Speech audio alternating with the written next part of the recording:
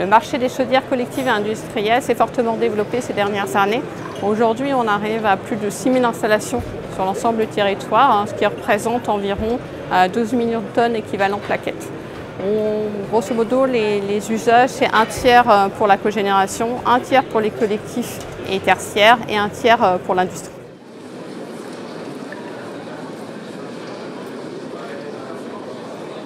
Le marché des combustibles est principalement basé sur la plaquette forestière. Toutefois, ces dernières années, on voit se développer d'autres types de combustibles et notamment ce qu'on appelle aujourd'hui la plaquette paysagère issue de la fraction lineuse des déchets verts, qui est possible aujourd'hui grâce à des outillages, des savoir-faire un peu innovants qu'on trouve actuellement.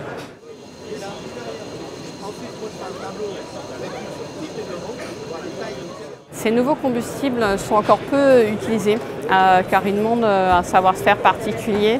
Il peut y avoir aussi certains freins à son usage, souvent parce qu'ils sont peu connus encore actuellement et il manque aussi un cadre à la fois réglementaire et normatif sur ce type de combustible.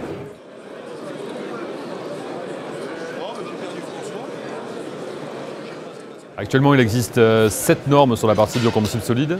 Il y en a une qui fait référence aux granulés de bois, une qui fait référence aux briquettes de bois, et enfin donc une qui fait référence aux plaquettes de bois, celle dont on va parler aujourd'hui.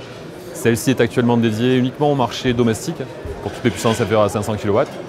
Et l'objet du développement en cours, c'est de développer une nouvelle norme pour le marché industriel, pour toutes les chaudières supérieures à 500 kW.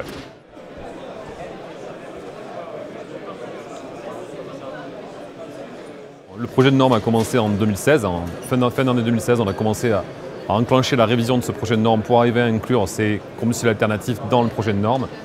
À partir de là, il y a eu plusieurs propositions qui ont été faites au niveau des commissions ISO. Une première en mai 2017 à Dublin et une seconde en mai 2018 à Espoo en Finlande.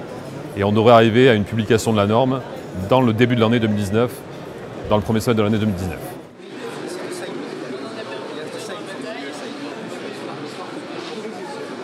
Cette norme va changer, va donner des garanties par rapport aux usagers, par rapport aux exploitants, par rapport aux chaudiéristes, par rapport aux fournisseurs de combustibles, car elle va permettre de cadrer et d'encadrer l'usage pour une meilleure qualité et une meilleure efficacité des combustibles.